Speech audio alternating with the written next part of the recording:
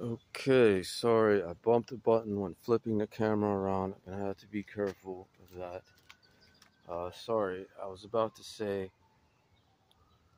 I was talking about how these radishes here are going to be for microgreens downstairs.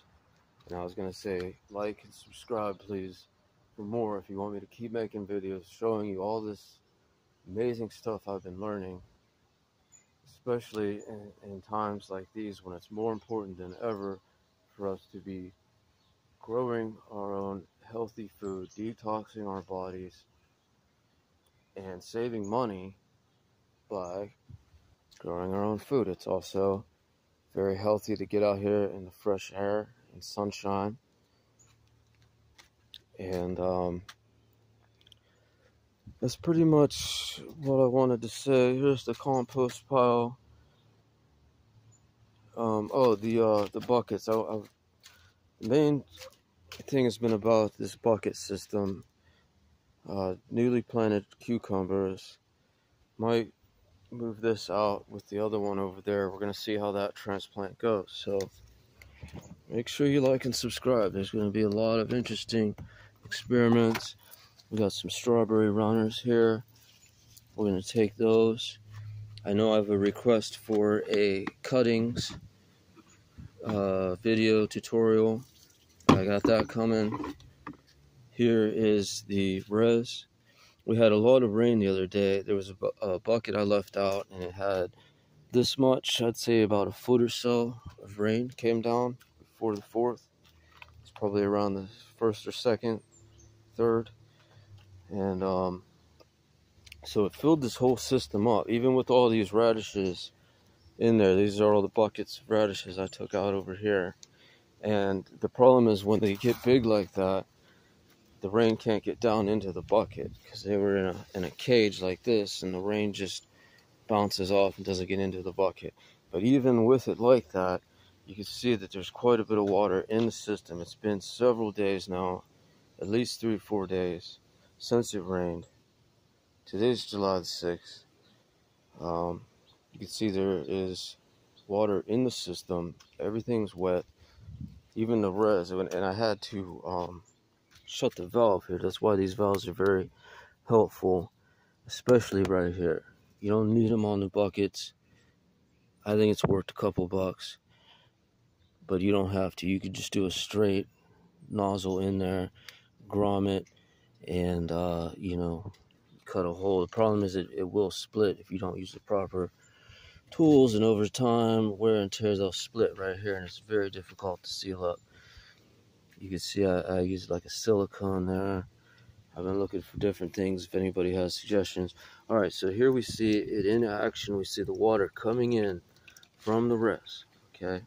Up here, gravity fed, just up on some buckets, down the tubing, and it will fill this up until the float valve cuts it off like that, okay? And this, whatever level this will be the level of your buckets, assuming that the ground is level. So if you're if you have a sloped, you want to make sure you're tubing, of course. And another thing you could do is run this around this way and have a dual, tee it here and have 2 lines, so just in case the main line gets clogged, you have an auxiliary line. It's really the best way to do it, is have multiple tubes that it can travel in case one gets clogged, which I very seldom have that problem. The main problem you're going to have with clogging is right here in this small hole is your choke point where things can get clogged. So you want to keep your res nice and clean. That's why I have 2 lids on it, because these pine trees really put down a lot of gunk into here. And I made the mistake of leaving this partially uncovered one time, and it just was a mess.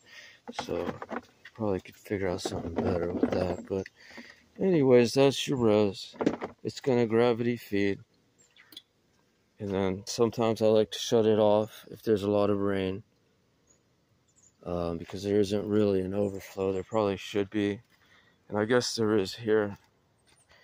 I just took this up, and it's just the end line into another float valve bucket that I'm just using as a waterer.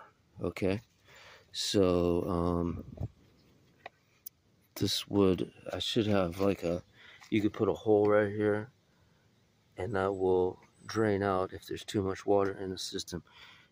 Don't usually ever have a problem with that, but if you did have a lot of rain, cool temperatures, that could be a problem.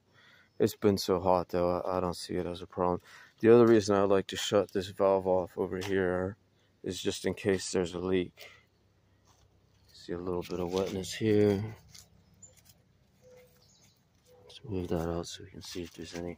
And you could even put a little piece of paper that's out a little bit there, you can see, and might have to seal these up. You really got to watch for cracks right here. But you could put a paper towel or cardboard or something, newspaper, to see if there's any water leakage. Anyways, just a real brief tour. Here's an update on the rosemary cuttings, and I will do a video on how I did that. Here's a raspberry I pulled out of the bucket. Let's see if we can see this helicopter. Where's it at? Okay. This might be an eggplant. Strawberry runner that I just took from the side. I have strawberries along the side here, which they had a lot of lucky stone, the white round stone that I had to pull out of there. There's still a lot in there. Put a little bit of pot soil down and some weed fabric, and the strawberries have been doing really good. And the runners there I then take off, just like I will take off the runners over here, and you just throw them in a little cup until they get some roots started. The clear cups are nice because you can see the rooting. Okay, but you could use any cup. These shards the rabbit likes, and like I said, these radish seeds will be for microgreens inside. And we got some LEDs. We'll show you how that's done. Potato. Other potatoes are in the 2 tubs back here. Okay. Compost pile, just turned it. And this is just a couple months old. I started this compost pile, and that's just how much, especially if you have a yard with lots of trees and shrubs. You know, I just cut all this down here to open this up. We pulled the rocks from around this bush to build a little fire pit. We had a little 4th of July cookout, I guess. We had burgers on the grill, but then you could even use this as a grill. But we just made s'mores. And we got our s'more sticks here somewhere. I think this might be one. Delicious s'mores, a little too much sugar for me. I had to just eat half of one, eat the other half later. But anyways, gotta watch that sugar. My body does not do good with sugar. But this potato I wanted to show you is another watering system, in which it is a potato in a tub. You gotta watch you don't get mosquitoes. That seldomly stays full of water. Just keep an eye on it. This other tub just has holes in the bottom. So we're gonna do a side by side here. Tub with holes and pot in a tub. Looks like the pot in a tub's doing slightly better, but it is getting more sun, being that the sun comes up over here. Okay, so that's the east, and I believe that's the south, so it arcs this way down, and I think that's pretty much it. I showed you the kratky strawberry buckets, doing good. Roots look really nice. These ones are a little bit browner. This one's a little bit older of a plant, and it got a little neglected, but this is like a year old at least. I had it in the basement, pumping out strawberries in the wintertime. It's great. It's amazing. They're so good for you. So delicious. Nothing like store strawberries. Same thing with tomatoes. And we're going to do a video with cutting these, propagating these. by taking these, people call them sappers or whatever, but I will be taking some of these and making more tomatoes. You know, cutting, cloning. The nasturtiums are looking good. They're tasting very good. The leaves are real hot peppery. The flowers are more of a mild sweet peppery that I really like. And like, you know, I said before, antioxidants. We have some dill here that we will probably let go to seed, and keep planting dill.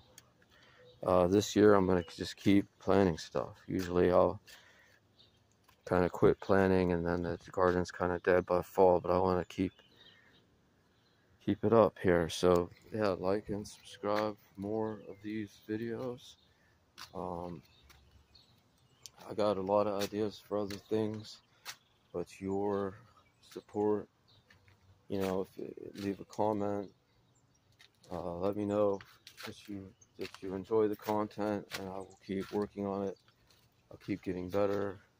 I got some different equipment I need to get going as far as cameras, GoPros, camcorders, editing software, all that. But you know, let me know that you're enjoying the video, and get me up to that 2,000 subscriber mark. I think it is now for live streaming, and we could do some live streaming, questions and answers. You know, I like to do at least once a week, but show me support and maybe we'll start making more videos. But that's it for now. I think I've gone long enough.